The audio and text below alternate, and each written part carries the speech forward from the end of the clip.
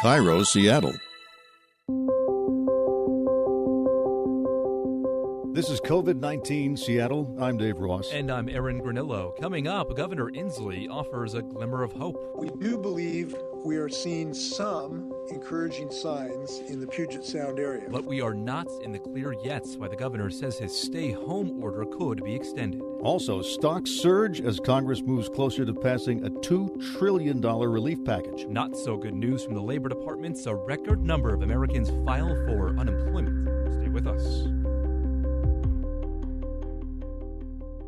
Governor Jay Inslee says that his stay-home order may go beyond the 2-week limit. This order may need to be extended, and the reason is we simply cannot allow this virus to be slowed, but then spring back upon us. The governor briefed the public today. He said most people in the state are doing what they should and staying home, and he hopes that continues. But he does not want to lift this order too early, then have a rebound in cases. So the reason he's doing this, he says, he calls this a pause to evaluate next steps.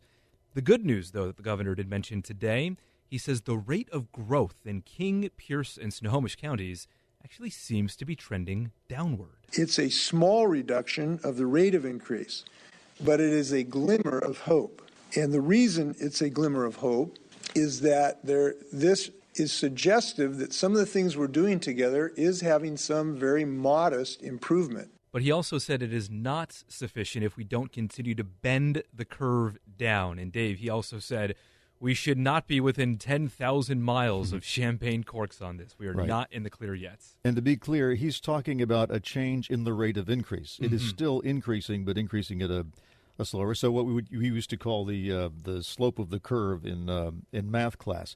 So that's good. I mean, we expected these figures to go higher and higher as more and more people were tested. But I think what he's saying is don't look at that and say, oh, we'll be back to work in 2 weeks.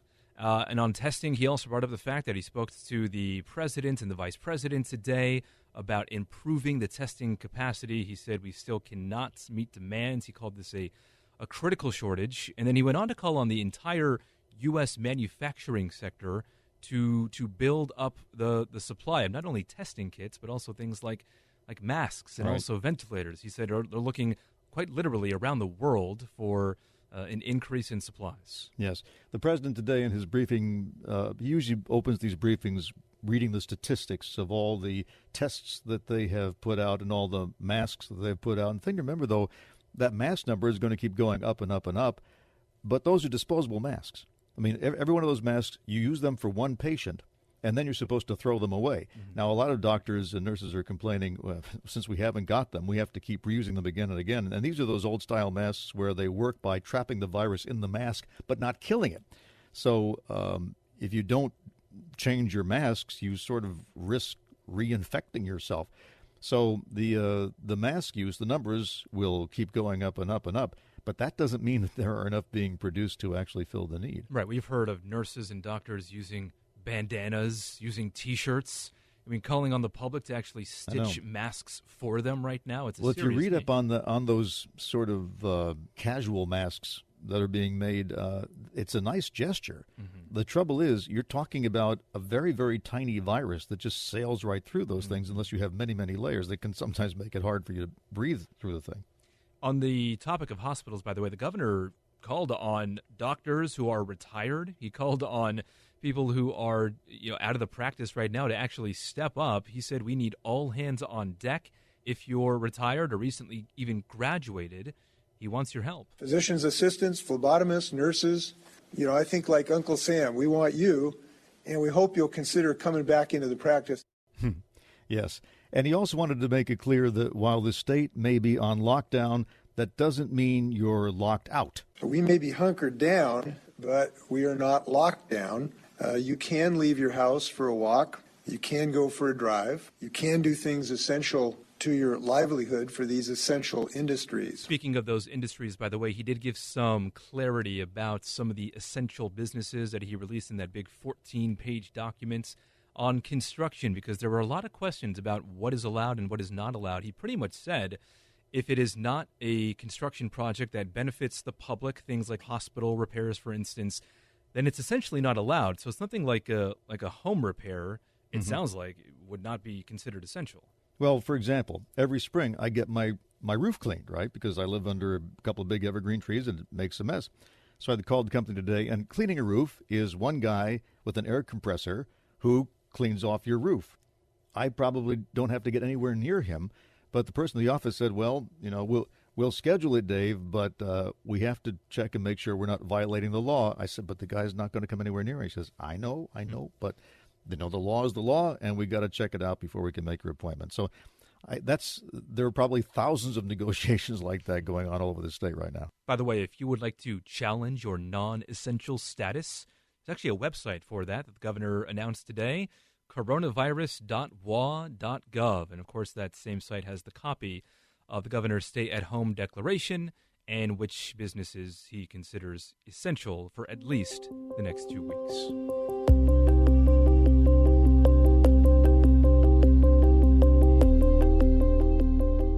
Congress looks like it is going to pass that big $2 trillion financial relief package. The Senate worked throughout the night, passed it, and now it is on the way to the House. By all indications, it looks like the House will pass it, and the president will sign off on it as well, Dave. And probably the biggest feature of this is that if you're unemployed, as in you got laid off or fired, separated from your job, you would get an extra $600 per week for up to 4 months, and that would be on top of your state unemployment benefits.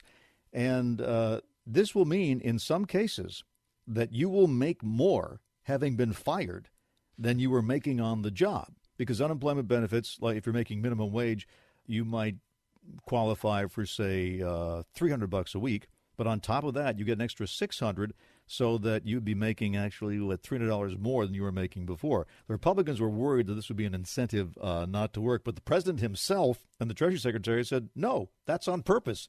We wanted to help people out. We wanted to put more money in their pockets, so that's not a bug, that's a feature.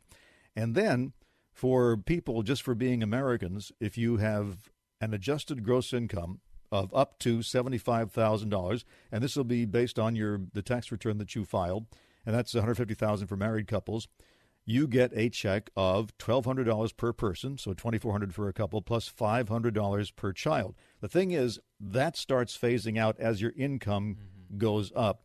It would not go. You would not get it if you were a single filer making more than $99,000, or as a couple making more than $146,500. And there are other subtleties, but the point is, everybody gets a check, but it depends on the income you reported when you filed your tax return. And another big part of this package, too, is essentially just a big old bailout for a lot of corporations, things like airlines and companies like Boeing as well. They're getting a big check from Congress. Well, they may, if they accept the strings that go with it, because according to the reporting, some of those stimulus checks for a company like Boeing, for example, would require Boeing to offer warrants. In other words, give the government the right to purchase stock at a certain price. And Boeing CEO has said, no, we're not too interested in having somebody from Washington, D.C. Sitting on our board and telling us what to do. And what was interesting about that story is that in discussing this bailout, Boeing revealed that it's got, I think they said, $14 or $15 billion in ready cash that they can use to keep the company going, even if they don't take a dime from the government. So we'll see whether they take it or not. And by the way, Boeing stock is up like 100% from 4 days ago. It's right. Do you remember when it was $90? I do. Yes. Did I not say? Did I say somebody's going to buy it at 90 and make a lot of money? Was that you? I think you were talking to Sully, I think. Oh. But I wanted to buy it at 90. I'm not going to tell you if I bought it or not, but I know it's up to 180 right now. So you sound pretty happy to me. I'm okay.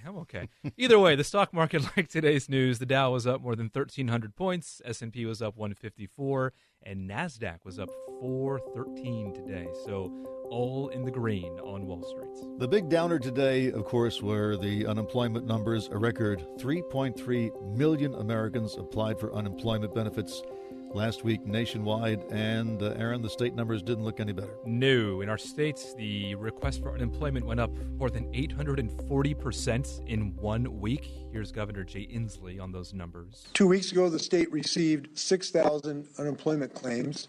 This week alone, we have received 133,000 claims. So he said new claims were actually 5 times faster coming in than during the Great Recession. Wow. This is not looking good, at least in the short term, we hope. The Employment Security Department is bringing in hundreds of staff to meet all the applications that will be flooding in.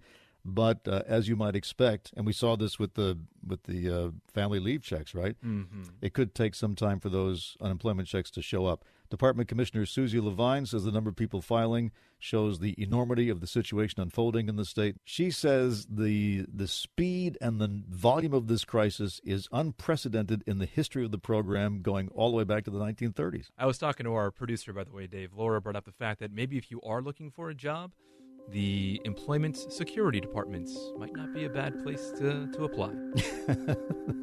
And why not? Your job will be getting jobs for other people. What could be more fulfilling? We will be back tomorrow and every day after with a 10-minute rundown of the daily local news. You can subscribe to this podcast, and you can also find our news coverage on mynorthwest.com or listen live at 97.3 FM.